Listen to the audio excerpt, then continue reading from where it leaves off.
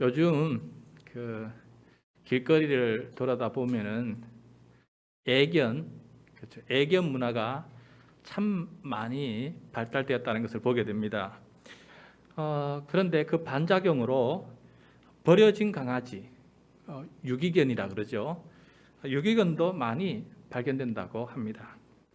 근데 이 유기견이 새 주인을 만나서 다시 사랑을 받게 되면은 그 강아지는 새 주인을 위해서 헌신하는 강아지로 변해가게 된다라는 것을 우리가 보게 됩니다. 왜냐하면은 이전에 자신을 버린 주인과 달리 이 새 주인은 버림받은 자신을 너무나 사랑해 주었기 때문에 자기 또한 그 주인을 위해서 충성하게 되는 것을 보게 돼요. 여러분, 강아지뿐만 아니라 사람도 마찬가지가 아니겠습니까? 사람도 사랑을 많이 받으면은 변화가 되고 또 그 변화 때문에 그 받은 사랑을 돌려준다는 거예요. 그리고 그 사람과 함께 있고 싶어지는 것이 우리 사람도 마찬가지인 거예요. 그래서 사랑이 참 가진 힘이 크다. 사랑이라는 힘이 얼마나 큰지를 다시 한번 깨닫게 됩니다. 우리 주님께 향하는 우리의 마음도 마찬가지예요. 예수님으로부터 사랑을 많이 받은 사람은 예수님을 많이 사랑합니다. 그리고 예수님께서 가시는 곳도 따라갑니다. 그렇다면은 예수님께서 나를 얼마나 많이 사랑하셨을까? 예수님께 사랑을 많이 받아야 우리도 예수님을 많이 사랑할 텐데 우리는 얼마만큼 많은 사랑을 받았다라고 생각하고 또 느끼고 또 경험하고 있습니까? 예수님께서 공생애를 시작하셨을 때 자신의 것을 모두 뒤로 하고 예수님을 따라 나선 사람들이 있었습니다. 도대체 무엇이 예수님을 따라 나서게끔 만들었을까 하는 거예요. 복음서를 읽어보면서 제 생각에는 이런 생각이 들었습니다.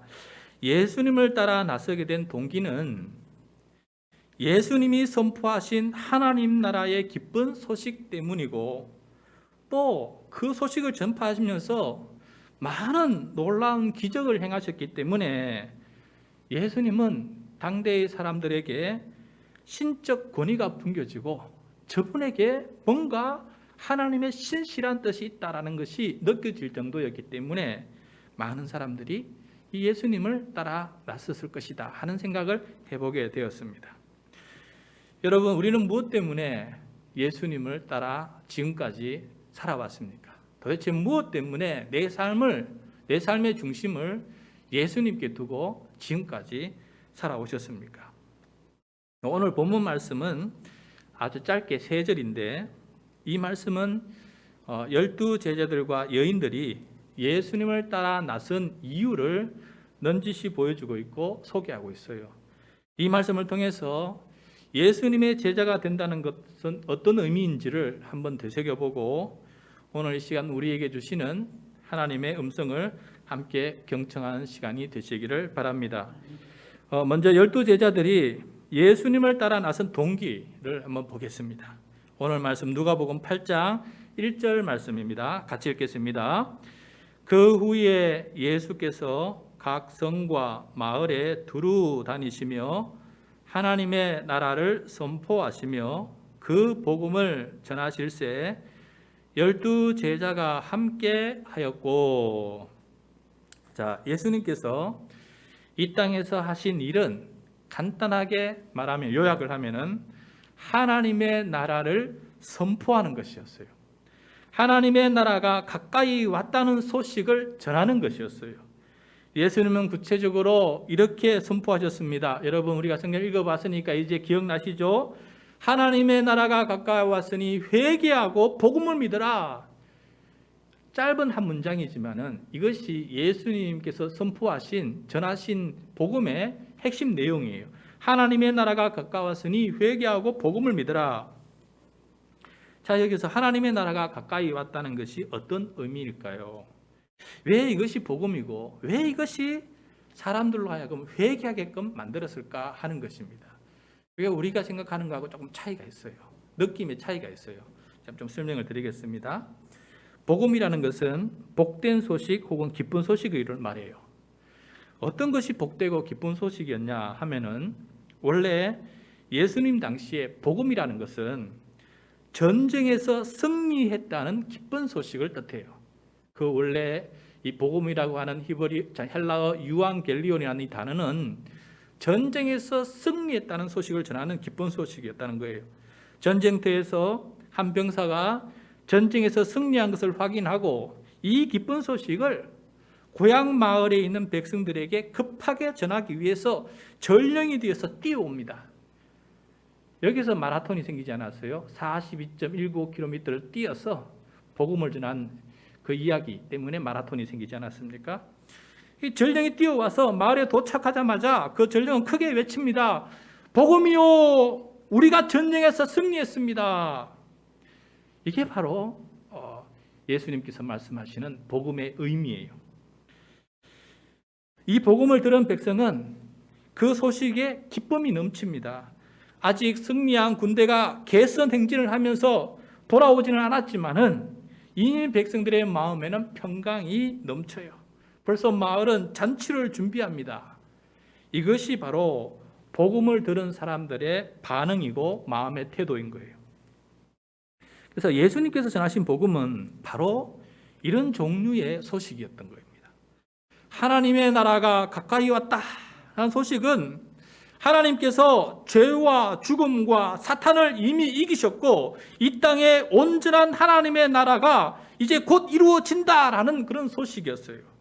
샬롬, 즉 하나님의 평강이 넘치는 세상이 이제 열렸다라는 소식입니다. 이 복음을 들은 사람들이 바로 예수님을 따랐던 거예요. 특히 12명의 제자들이 함께 따랐습니다. 곧 이루어질 완성될 하나님의 나라를 이제 막 이루어질 하나님의 나라를 기대하면서 말입니다. 그 12제자들 중에 야고보와 요한 형제가 있었어요. 하나님의 나라가 이루어지면은 예수님께 부탁을 했죠. 자신들이 한쪽에는 예수님의 우편에 좌편에 앉고 한 형제는 예수님의 우편에 앉게 해달라고 미리 자리 욕심을 내면서 예수님께 부탁을 하는, 청탁을 하는 그런 내용도 있지 않습니까? 그만큼 그들이 예수님께서 전하신 이 복음을 들었을 때에는 하나님의 나라가 이미 시작이 되었고 곧 이루어진다는 그 믿음이 컸던 것이에요. 예수님의 제자란 그럼 누가 예수님의 제자인가? 바로 예수님께서 선포하신 하나님의 나라 복음이 믿겨지고 그 복음에 합당한 마음의 태도가 내 속에서 일어나는 사람, 그래서 그 예수님과 함께 살아가는 사람을 가리켜서 예수님의 제자다라는 것을 이 1절 말씀에서 다시 한번 되새기게 되는 것 같아요. 예수님께서는 하나님의 나라 복음을 전하시면서 또 악귀를 쫓아내고 병을 고쳐주는 기적 같은 일들을 많이 행하셨습니다. 만나는 사람 중에 하나님의 나라를 살지 못하는, 그래서 사탄에 붙잡혀 살아가는 사람을 그 사탄의 지배로부터 해방시켜주는 일을 하셨고, 질병으로 고통당하는 사람들을 그 질병으로부터 해방시켜 주셔서 자유함을 느끼는 삶을 살도록 주님께서 기적을 많이 행하셨어요. 하나님의 나라가 이루어진다는 것이 무엇인지를 미리 맛보게 해 주신 것입니다. 이 맛을 본 사람들, 다시 말해서 악한 귀신과 고통스러운 질병과 전쟁을 하다가 예수님으로 말미암아 승리를 경험한 사람들이 많았다는 거예요. 그러나 그 중에 예수님을 따르는 데까지 이른 사람들은 극히 소수였고, 일부 사람만이 그냥 낫는 데만 기뻐하고 예수님이 전하신 하나님의 나라에 동참하는 일들을 잘 하지 못했는데, 그 따랐던 소수의 사람들 중에는 누가 있었냐면 여인들도 있었다는 거예요. 여인들. 그래서 그 몇몇 여인들을 오늘 소개해주고 있습니다. 자, 오늘 말씀 2절과 3절 말씀 같이 읽겠습니다. 또한 악귀를 쫓아내심과 병고침을 받은 어떤 여자들 곧 7 귀신이 나간 자 막달라인이라 하는 마리아와 헤롯의 청지기 구사의 아내 요한나와 수산나와 다른 여러 여자가 함께하여 자기들의 소유로 그들을 섬기더라. 아멘. 자, 여기에 등장하는 여인들은 하나님의 나라 복음을 들었을 뿐만 아니라 모든 악귀를 쫓아내고 병 고침을 받았어요. 특별히 첫 번째 등장하는 여인은 마리아입니다. 그 당시 마리아는 여성의 흔한 이름이었어요. 예수님의 어머니도 마리아고 지금 병 고침을 받은 이 여인도 마리아입니다. 이 마리아는 특별히 막달라 마리아인데, 막달라라고 하는 지방에서 살고 있던 마리아라는 뜻이에요. 그러니까 앞에 막달라는 지방 이름입니다. 살았던 고향 이름. 그런데 이 막달라 마리아는 7 귀신 들린 여인이었어요. 7 귀신 들린 여인. 그가 예수님을 만나서 그 7 귀신으로부터 해방이 되었어요. 정말 큰 전쟁을 그녀는 치르고 있었습니다. 여러분, 7 귀신이 들렸으니 제 혼자 힘으로는 이길 수 없는 영적 전쟁 아니었겠습니까? 그 삶이 얼마나 여러분 비참했겠습니까? 미친 여인이라고.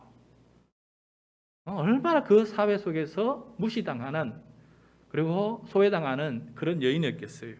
그런데 이 막달라 마리아는 자기 안에 하나님의 나라가 이루어진다는 것이 무엇인지를 확실하게 체험을 했다는 거예요. 마리아를 비롯해서 요한나, 수산나, 그리고 이름이 밝히지 않은 다른 여인들도 이와 같은 귀신에서 내쫓임 당하고 또 병고침 받는 이러한 놀라운 체험을 한 것이 바로 이 여인들의 공통적인 특징이었다라고 오늘 2절과 3절 말씀에서 말해주고 있습니다. 그런데 이 여인들은 여성이라고 하는 당시 문화적 억눌림에서도 벗어나는 경험을 하게 되었어요. 그러니까 유대 문화 속에서 여인들은 율법 선생님으로부터 직접 배우는 것이 허락되지 않았어요. 그래서 여인들은 부모에게나 혹은 남편에게 통해서 하나님의 말씀을 배웠어요. 그런데 예수님은 여인들이 자신에게 가까이 와서 직접 말씀을 듣고 배우도록 허락해 주셨다라는 것입니다. 마리아가 또 다른 마리아죠. 마리아가 예수님의 무릎 앞에 앉아서 하나님의 말씀을 들었던 것 기억나시죠? 그게 원래는 있을 수 없는 일인데 예수님은 그것을 허락해 줬고 예수님의 공동체 안에는 이런 모습이 가능했다는 것입니다. 뿐만 아니라 오늘 2절 3절 말씀처럼 이 예수님은 여인들도 함께 12 제자들과 더불어 하나님 나라 복음 전파 사역에 동참하도록 하셨어요. 예수님은 남성이든 여성이든 모두가 하나님 앞에 동등하다는 것을 보여주셨습니다. 예수님은 남성에 비해 지위가 격화되어 있었고 또 남성에게 예속되어 있던 이 여인들의 지위를 높여주셨어요. 그래서 여인들도 예수님과 함께 동행하고 그리고 예수님을 섬기는 기쁨을 누릴 수 있도록 하셨습니다. 당시 문화로 볼 때는 엄청난 개혁적인 그런 모습이 아닐 수가 없습니다. 성경에서는 그렇게 표현하고 있지 않지만은 사실 이 여인들은 12 제자와 더불어서 여자 제자들이었어요. 여자 제자들. 이 여제자들은 남성 12 제자들보다 사실은 더 위대한 점들도 많았습니다. 이 여인들은 자신의 돈으로 예수님과 12 제자들의 사역을 후원하고 섬겼습니다. 남자 제자들은 자신의 것을 버리고 예수님을 따랐지만은 이 여자 제자들은 자신의 소유를 가지고 따라다니면서 섬겼어요. 남자는 빈손으로 예수님을 급하게 따라 나갔지만은 그 뒤에서 저들 빈손으로 가면 뭐 먹고 사냐 하면서 그들을 섬기는, 그들에게 먹을 것을 섬겨 나가는 여인들이 있었는데 바로 이 여자 제자들이 그 역할을 감당했다라는 것을 오늘 말씀을 통해서 우리가 보게 됩니다. 12 제자들은 여인들의 과도한 섬김을 꾸짖기도 했어요. 제가 보기에는 이 남자 제자들이 여자 제자들의 그 섬김의 깊이를 이해하지 못하고 괜히 시샘이 난 모습이 아닐까 생각을 해보게 됩니다. 그러나 여인들은 주님과 그 제자들을 섬기는 데 있어서 아까워하지 않았어요. 가룟 유다는 오늘 8장 말씀인데 바로 7장에 보면은 비싼 향유 옥합을 가지고 예수님의 발에 붓고 자기 머리털로 예수님의 발을 닦아드린 이 여인을 보면서 가룟 유다는 돈을 헛되이 비싼 이 옥합을, 향유 옥합을 헛되이 써버린다, 낭비한다라고 이렇게 책망을 했어요. 그러나 예수님은 이 여인을 오히려 칭찬하는 것을 보게 됩니다. 제자들이 계산하는 방식하고 그리고 이 여인이 계산하는 방식은 달랐어요. 제자들은 유익을 따랐지만은 그러나 이 여인은 어떤 계산을 방식으로 이런 일을 했냐면은 자신의 생명을 살려주신 분께 자신의 생명을 다 드려도 아깝지 않는데 기껏 향유옥합은 아무것도 아니라는 방식으로 계산을 하면서 이런 일을 하고 있었다는 거예요. 그러니까 똑같이 계산했지만은 계산하는 방식 자체가 달랐던 것입니다. 한쪽은 아깝고 한쪽은 아깝지 않다는 거예요.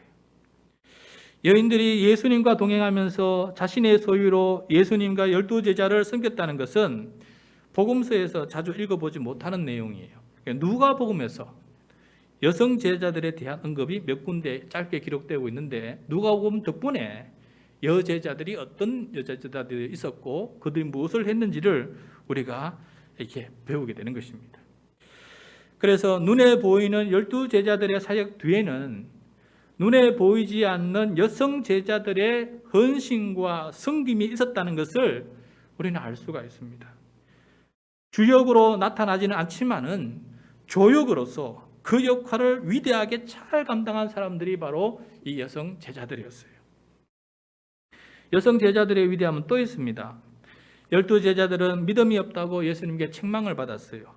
또 그들은 서로 높은 위치를 차지하기 위해서 싸웠어요.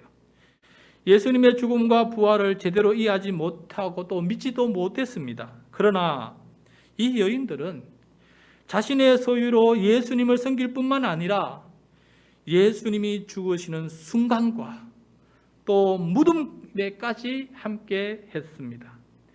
이것을 본다면은 십자가 앞에서 참 제자는 12제자가 아니라 바로 이 여인들이었다라는 것입니다. 십자가 앞에서 참 제자들은 누구였느냐? 12제자가 아니고 여인들이었다, 여제자들이었다는 것입니다. 자, 그렇다면 제자됨의 의미 다시 한번 생각해 볼까요? 여인들은 제자로 부름받거나 임명이 된 적도 없어요. 공식적인 권위도 없었습니다. 그들에게는 사도라는 명칭도 없었어요. 그런데 12제자들보다 더 제자됨을 보여주었습니다. 12제자들과 여인들의 차이점이 있다면 무엇일까 도대체? 왜 이런 현상이 드러나게 되었을까? 곰곰이 생각해 보면서 이런 생각이 문득 떠올랐습니다. 오늘 말씀에 따르면 여인들은 12제자들이 경험해 보지 못한 것이 있었어요. 그것은 바로 귀신으로부터 해방된 경험과 질병으로부터 회복된 경험이 그들은 없었어요. 이 경험은 다른 말로 하면은 사랑을 많이 받아본 경험, 하나님의 나라가 온전히 이루어지는 놀라운 체험을 해본 경험이 12제자들에게는 없었다는 거예요. 값비싼 향유를 부어 머리털로 자신의 발을 닦아준 여인의 모습을 보면서 예수님은 뭐라 말씀하신지 기억나십니까? 이걸 보고 깜짝 놀랐어요. 누가복음 앞에입니다. 7장 47절이에요. 7장 47절 우리 같이 읽겠습니다. 시작. 이러므로 내가 너희에게 말하노니 그의 많은 죄가 사하여졌도다. 이는 그의 사랑함이 많음이라. 사함을 받은 일이 적은 자는 적게 사랑하느니라. 이 말씀이 잘 이해되지 않았는데 설교를 준비하면서 좀 더 이해가 되는 거예요. 이 여인들은 죄사함을 많이 받았어요. 즉 하나님의 사랑을 많이 받았어요. 7 귀신으로부터 해방을 당하고 그 모진 질병으로부터 해방을 당하는 엄청난 죄 용서와 엄청난 사랑을 받았어요. 그래서 더 많이 주님을 사랑하게 되었고, 그래서 더 많이 주님을 섬기는 사람이 될 수 있었다라는 것입니다. 많은 신학자들이 이 값비싼 향유를 부은 여인이 누구냐 했을 때 많은 사람들이 막달라 마리아였을 것이라고, 가장 먼저 막달라 마리아였을 것이라고 가능성을 따진다면 그 마리아를 추측하고 있습니다. 용서받은 것이 많은 사람은 감사함이 큽니다. 이것이 바로 12제자들과 여인들의 큰 차이점이었다라는 것이 제 마음에 와 닿게 되었어요. 그러다가 부활하신 예수님을 만난 이후 12제자들도 십자가 앞에서 죽으신 예수님이 바로 자신들의 죄를 대신하여 죄값을 치르시고 죽임을 당하신 것을 깨달았을 때 자신들이 얼마나 큰 사랑을 받은지를 그때서야 알게 되었어요.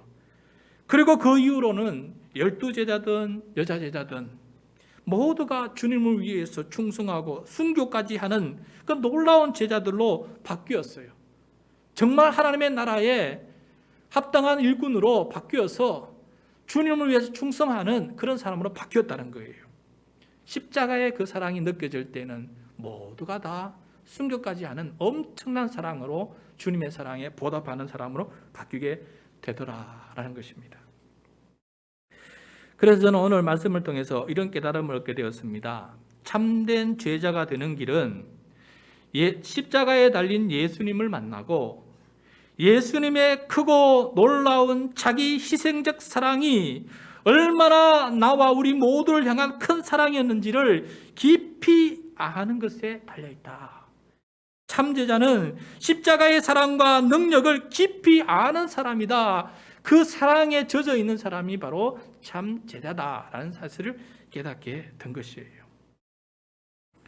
그 새 예배당 인테리어를 하면서 이제 강단에 십자가를 어떤 것으로 달까 고민이 많았습니다. 기독교 백화점을 가보면은 이쁘고 멋있고 또 아름답게 만들어진 대량 생산되는 십자가들이 많았어요.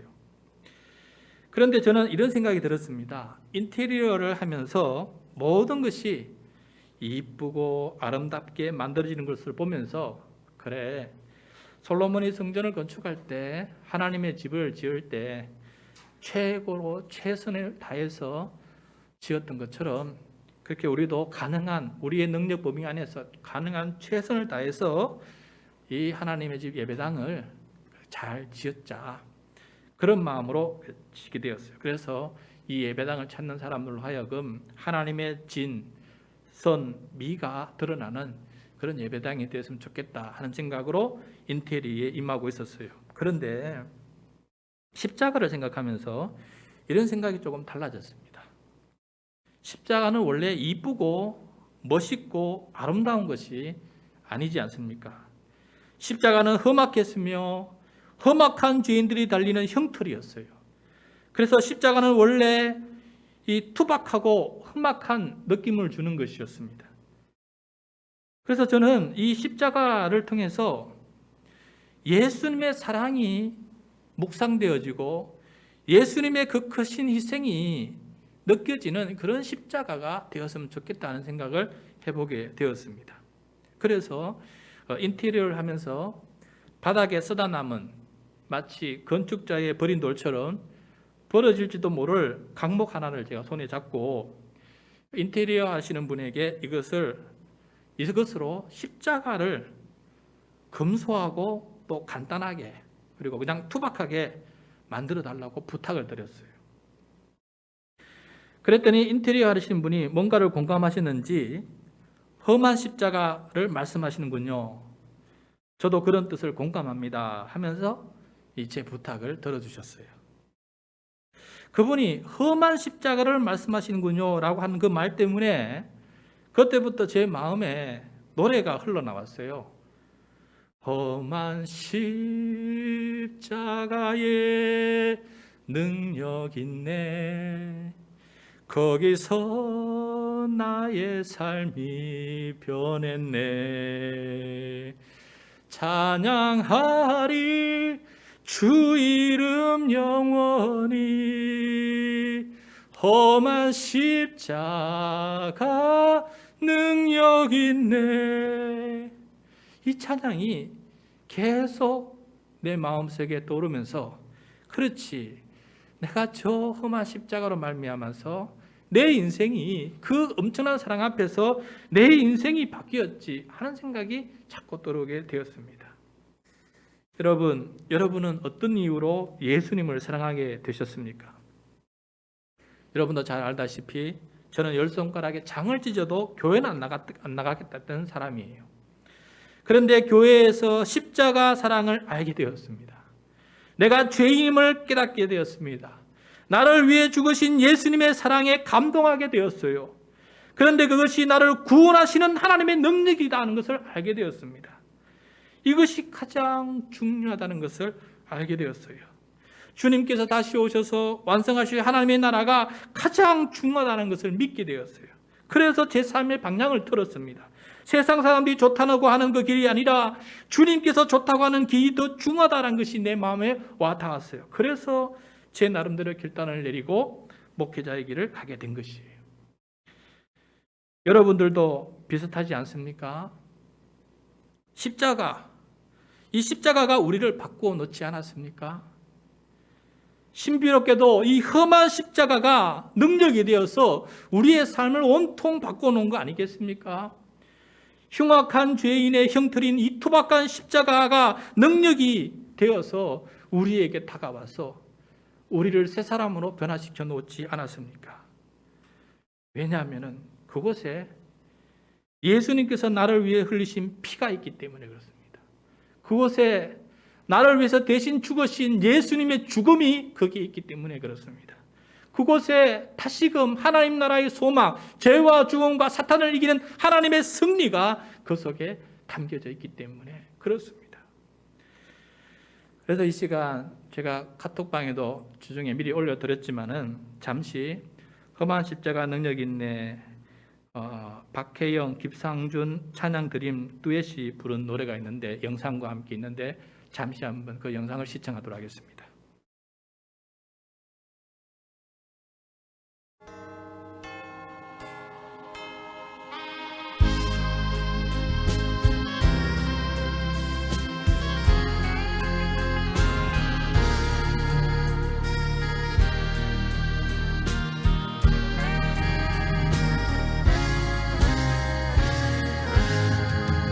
목적도 없이 나는 방황했네. 소망도 없이 살았네. 그때에 못자국 난 그 손길 나에게 새 생명 주셨네. 험한 십자가에 능력 있네. 거기서 나의 삶이 변했네. 찬양하리 주 이름 영원히. 주의 십자가 능력 있네. 나는 빛내 갈보리 언덕 십자가. 나는 빛내 그 누가 뭐라 해도 이 세상 다 지나고 끝나리와도 험한 십자가 붙들겠네.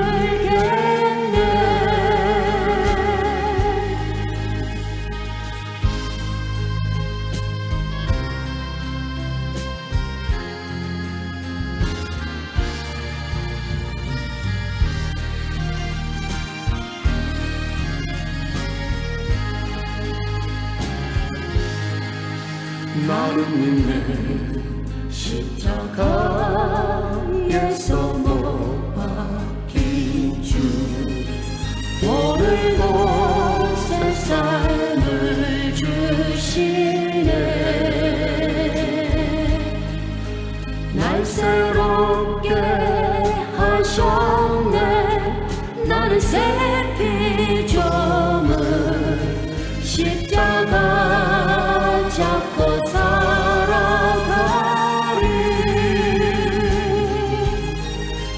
나는 믿네 갈보리 언덕 십자가 나는 믿네 그 누가 뭐라 해도 이 세상 다 지나고 끝날이와도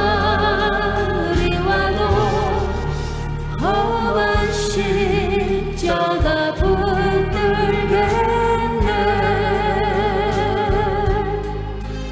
험한 십자가